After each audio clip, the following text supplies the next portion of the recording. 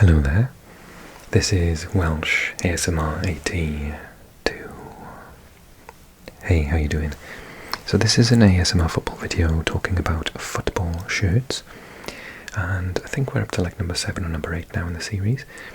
Obviously, keep your comments coming, let me know what weird and wonderful shirts you've got. This is probably one of my more weird and wonderful ones.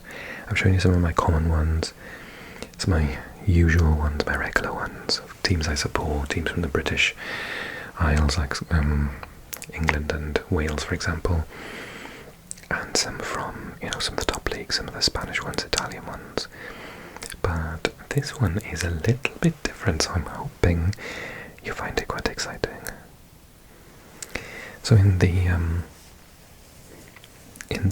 thumbnail I showed you like that much, and I was imagining if I'd seen that myself, where would I think it was from? Now at the minute, if it were me, I'd probably think like an Italian team, maybe some sort of Central European team. Doesn't look like anything from Britain or English. It's got those in there, and it's by Hummel. There is a little clue here, but even that is not too much of a clue. It is a little bit specialist, I'll be honest with you. Okay, so I'm going to show you, I'm going to try not to spoil it too quickly, see if you can continue to guess. So you saw that, so now you're thinking, what on earth? It's a very cool shirt, I have to be honest. I love the stripes even on the back that are of differing sizes, getting larger. With this sort of line down the middle, and then you've got the small getting done much larger out of the sleeves, and then the dark blue on the trim on the sleeves as well, the white trim on the collar out of the black, and then the sides there's no special trim, it just goes into like black and then comes back around. Who could it be? I'm going to show you one massive clue next. It's on the sleeve. So we got those chevrons on the sleeve, and then there's this. So if I hide that bit, unless you can read this language, then you will not know who is it from just yet, but maybe you can. Can you tell which language that is? I'll give you a clue. Maybe you still don't know where this is. Incheon Metropolitan City, and this says Incheon. Let's see if I can read it. Gangyokshi. No, Gongyokshi. I think it's Gong or Gwong. Gongyokshi. So you're possibly still a bit confused. This shirt is Incheon United. Now some of you are still confused. You're like, what is an Incheon? Incheon is in South Korea. So this, ladies and gentlemen, is a South Korean shirt bought at the football stadium. I've seen Incheon play twice. For information, if you don't know where the hell they are, when you go to the capital of Seoul, there are 2 airports. One airport is for like local flights, and when I say local I mean Japan, China, Taiwan, and there's another one for international flights, and that one is similar to like London airports that aren't in London, they're like in Luton. The international airport to fly into Seoul is in a place called Incheon, and it's like an hour to the west of Seoul, and it's on the coast, and it itself is quite a nice little place. City? Yes, it is a city. It's the wind howls outside, sorry, there's that beautiful summer weather that we're having in Wales. No, honestly, it has been stunning. And then today, Bank Holiday Monday, the kids are off. The National Eisteddfod is in just down the road from Swansea, is in Markham Park, and of course torrential rain. How wins. Obviously, whenever the kids are off school. God. So this is Incheon 국제공항. So I think this is the international airport that sponsors it, because the Incheon is the place, and then 국제공항, 공항 I think is airport, 국제 is international, 국 is country, 국제 international 공항 airport, and then this says something along the lines of 인천의 꿈, so Incheon's dream, 꿈, that's a little rainbow flag there, 대한민국의 미래, the Republic of Korea's future. Incheon's dream, the Republic of Korea's future, I believe. 인천의 꿈, 대한민국의 미래. So this shirt, as you can see, is really nice. It's similar colours to the ones I showed you from Latina in Italy. Really nice design. So I've been to Seoul 4 times, and the first time that I went, I wanted to watch some football. And FC Seoul were not playing in their stadium. FC Seoul Stadium is actually the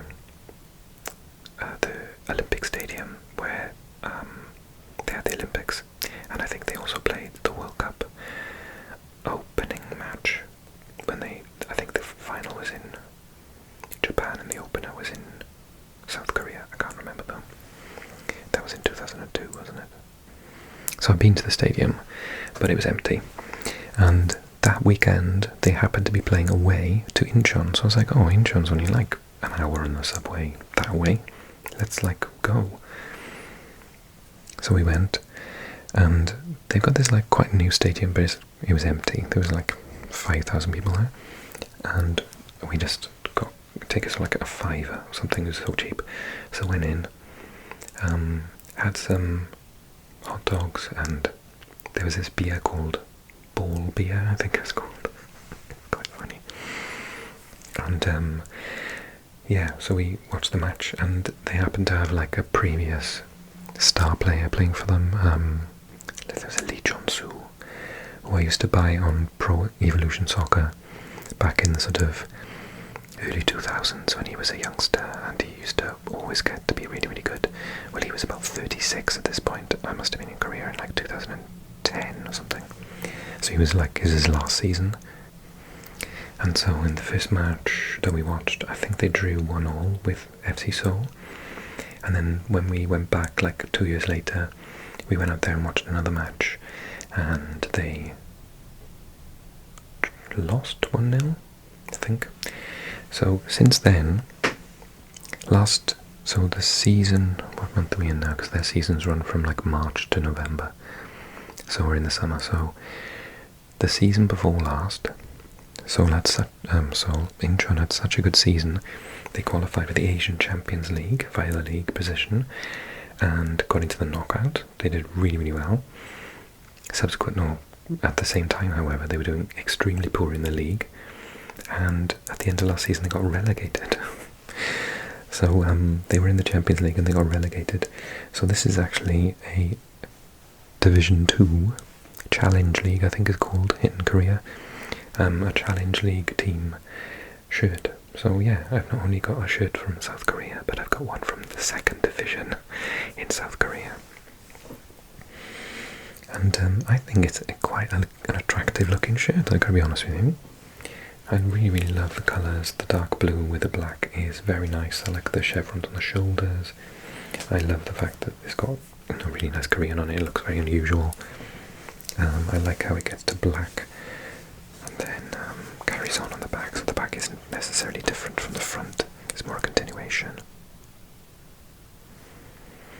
And yeah, I just think it's a pretty gorgeous shirt. So the funniest thing though, this is XL, so extra large, and it fits like a glove, and I'm a medium in the UK. I buy football shirts as a large, so that they're more comfortable, but I can fit it into medium. My brother bought me that Roma shirt for my birthday last month, and it's a medium and it fits fine. but I prefer a large, particularly because I wear football shirts when I exercise, so I don't want to have them like, I don't want to be sweating, have them like really tight on me. This is an extra large, and it is like a small. I'm not even joking. It's like a size. I think it's just Korean men are tiny. It's the same thing as Spain. When I moved to Spain, I was mentioning on a previous video, I think, that when I lived in Spain in like 2004, I was I was like skinny, tall and skinny, but I had to buy medium-sized clothes in Spain because again they're size 1 below.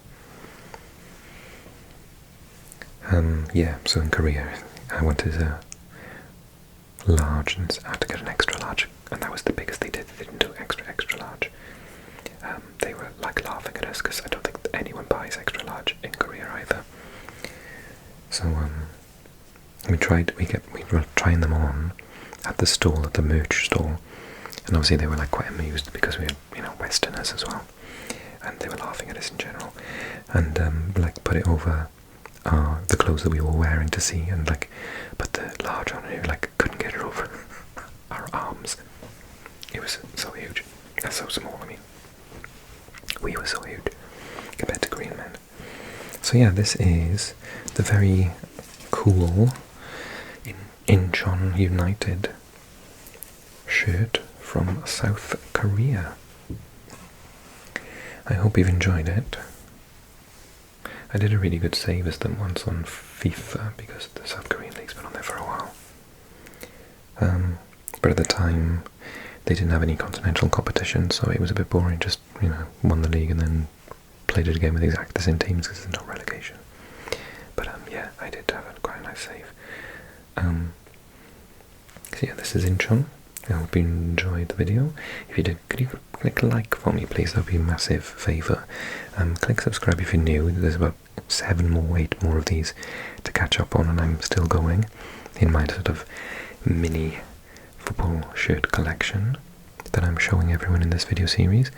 And write me a little comment. Do you have any Asian shirts or like non-European ones? Or I would consider South America to be pretty mainstream as well. So only let me know if you've got like African, Asian, or if you've got some Oceanian tops, then do let me know. That would be really fun. Yeah, let me know whether you're furthest from where you live. What shirt have you got? I think because I don't have an Australian or a New Zealand top. This currently is like the furthest away from where I live in the UK. Yeah. Okay, thanks so much for watching, everyone. I hope you enjoyed the video.